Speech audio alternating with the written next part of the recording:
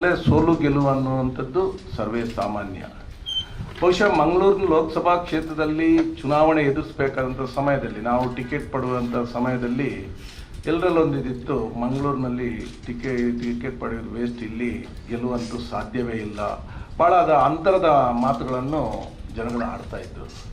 ಬಹುಶಃ ನಮಗೆ ಸಿಕ್ಕಿದಂತಹ ಕೆಲವು ದಿನಗಳಲ್ಲಿ ನಾನೊಂದು 6,15,000 ಹತ್ತಿರ ಮತಗಳನ್ನು ತೆಗೆದುಕೊಂಡಿದ್ದೇನೆ ಅಂತ ಹೇಳಿದ್ರೆ ಖಂಡಿತವಾಗ್ಲೂ ನನಗೆ ಹೆಮ್ಮೆ ಇದೆ. ಒಂದು ಒಳ್ಳೆಯ ಪ್ರಯತ್ನ ನನ್ನ ಕಾರ್ಯಕರ್ತರು ಹಾಗೆ ಪಕ್ಷದ ನಾಯಕರುಗಳ ಮುಖಾಂತರ ನಾವು ಮಾಡಿದ್ದೇವೆ ಅನ್ನೋದಕ್ಕೆ ತುಂಬ ಸಂತೋಷವಿದೆ. ಬಹುಶಃ ಸಿಕ್ಕಂಥ ಸಮಯದಲ್ಲಿ ಬಹುಶಃ ನಾನೊಂದು ಕೆಲವೊಂದು ಕ್ಷೇತ್ರಗಳಿಗೆ ಕನಿಷ್ಠ ಒಂದು 6 ಗಂಟೆ ಕೂಡ ನನ್ನ ಸಮಯವನ್ನು ಕೊಡ್ಲಿಕ್ಕೆ ನನಗೆ ಆಗಲಿಲ್ಲ. ವಿಶೇಷವಾಗಿ ಹೇಳ್ಬೇಕಂದ್ರೆ ನಮ್ಮ ಮಂಗಳೂರು ದಕ್ಷಿಣ ಇರ್ಬೋದು, ಮಂಗಳೂರು ಉತ್ತರ ಕ್ಷೇತ್ರ ಇರ್ಬೋದು, ಒಂದು 24 ಗಂಟೆಯಲ್ಲಿ ದಿವಸದ ಒಟ್ಟಿಗೆ ನಾನು ಈ ಚುನಾವಣೆಯಲ್ಲಿ ಒಂದು 6-7 ಗಂಟೆ ಕೂಡ ಸಮಯವನ್ನು ಪೂರ್ತಿ ಕೊಡ್ಲಿಕ್ಕೆ ನನಗೆ ಆಗಲಿಲ್ಲ. ಆದರೆ ಪಕ್ಷದ ನಾಯಕರುಗಳಿದ್ರು ಅಂತ ಹೇಳಿ ಇದ್ದರು, ಎಲ್ಲರೂ ಕೆಲಸ ಮಾಡಿದ್ದಾರೆ. ಈ ಮಟ್ಟಿಗೆ ಮತವನ್ನು ಪಡೆದಿದ್ದೇವೆ ಅನ್ನೋದಕ್ಕೆ ಸಂತೋಷವಿದೆ. ಬಹುಶಃ ಈ ಹಿಂದೆ ಯಾವಾಗ ಕಾಂಗ್ರೆಸ್ ಪಕ್ಷ ಏನು ಮತ ಪಡೆದಿದ್ರು ಎಲ್ಲ ಅಭ್ಯರ್ಥಿಗಳಿಗಿಂತ ಇವತ್ತು ನಮ್ಮ ಕಾಂಗ್ರೆಸ್ ಪಕ್ಷದಲ್ಲಿ ಈ ಬಾರಿ ಸುಮಾರು 1,14,000 ಮತ ನಾವು ಹೆಚ್ಚಿಗೆ ಪಡೆದಿದ್ದೇವೆ ಅನ್ನೋದಂಥ ಸಂತೋಷ ಕೂಡ ನನಗಿದೆ. ನಾನು ನಿಮ್ಮ ಹತ್ರ, ವಿಶೇಷವಾಗಿ ಪತ್ರಕರ್ತರ ಹತ್ರ ನಾನು ನಿಮ್ಮ ಹತ್ರ ಹೇಳೋದಂತ, ನೀವು ಕೂಡ ಈ ಸಮಾಜದ ಬಗ್ಗೆ ಬಹಳಷ್ಟು ಜವಾಬ್ದಾರಿಯನ್ನು ಹೊಂದಿರುವಂಥವ್ರು. ತಾವುಗಳ ವಿಚಾರ ನಾವು ವಿಮರ್ಶೆ ಮಾಡಿದರೆ ಅದು ರಾಜಕೀಯಕ್ಕೋಸ್ಕರ ಮಾಡ್ತಾರೆ ಅಂತ ಆಗುತ್ತೆ. ಆದರೆ ಏನು ವಿಚಾರಗಳು ನಿಜ ಇರುತ್ತೆ ಅದನ್ನು ಜನರಿಗೆ ತಲುಪಿಸುವಂಥ ಕೆಲಸ, ವಿಮರ್ಶನಾತ್ಮಕವಾಗಿ ನೀವು ತಿಳಿಸುವಂಥ ಅಗತ್ಯ ಕೂಡ ಇದೆ. ನೀವು ರಾಜಕೀಯ ಮಾಡೋದು ಬೇಡ, ನಾನು ರಾಜಕೀಯ ಮಾಡಲಿಕ್ಕೆ, ನೀವು ಪ್ರತಿಯೊಬ್ಬರಲ್ಲೂ ಕೂಡ ರಾಜಕೀಯನ ಹುಡುಕ್ಲಿಕ್ಕೆ ಹೋಗಬೇಡಿ. ನೀವು ಏನು ವಿಚಾರಗಳಿದೆ ಅದನ್ನು ಜನರಿಗೆ ಮುಟ್ಟಿಸುವಂಥ ಕೆಲಸ ಮಾಡಿ ಅಂತ. ಕುಂದೇಶ್ವರ ಸರ್, ನೀವು ಭಾರಿ ಅದ್ಭುತ ಪ್ರತಿಭೆಯನ್ನು ಹೊಂದಿರುವಂಥವ್ರು. ನಿಮಗೆ ಒಳ್ಳೆ ವಿಚಾರ ನಿಮಗೆ ಗೊತ್ತಿರುತ್ತೆ, ಅದನ್ನು ತಿಳಿಸುವಂಥ ಪ್ರಯತ್ನ ಮಾಡ್ತಾ ಇಲ್ಲ ಅಂತ ಒಮ್ಮೊಮ್ಮೆ ಅನಿಸುತ್ತೆ. ನೀವು ಅದನ್ನು ಮಾಡ್ಲಿಕ್ಕೆ ಹೋದ್ರೆ ನಿಜವಾಗ್ಲೂ ನೀವು ನಿಮ್ಮ ಪ್ರತಿಭೆ ಇನ್ನಷ್ಟು ಈ ಸೋಲಿನ ಒಂದು ಏನು ಸೋಲಾಗಿದೆ, ಆ ಸೋಲಿನ ನೈತಿಕ ಹೊಣೆ ಏನಾದರೂ ಇದ್ದರೆ ಅದನ್ನು ನಾನೇ ಒಪ್ಪಿಕೊಳ್ತೇನೆ.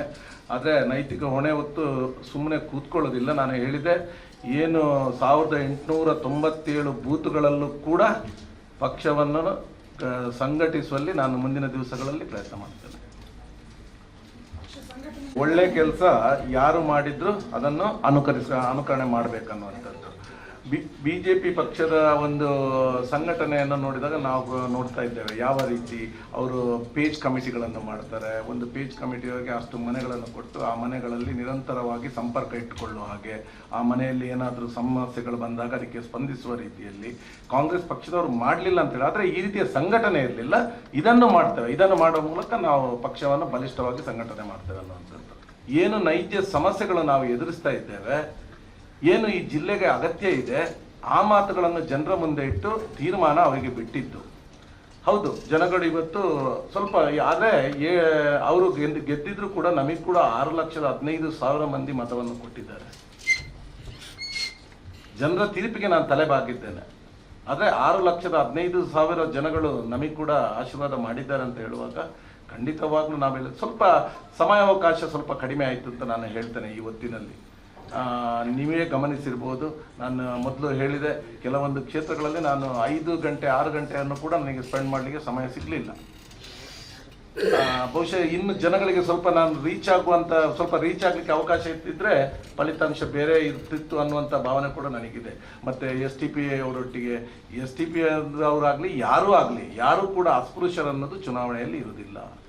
ಈಗ ನಾಳೆ BJP ಅವರಿಗೆ ಹೋಗಿ ನಾವು ಅವರ ಹತ್ರ ಬರ್ತೇವೆ ಅಂದಾಗ STP ಅವರು ಹಿಂದೆ ನಿಂತಿಲ್ಲ.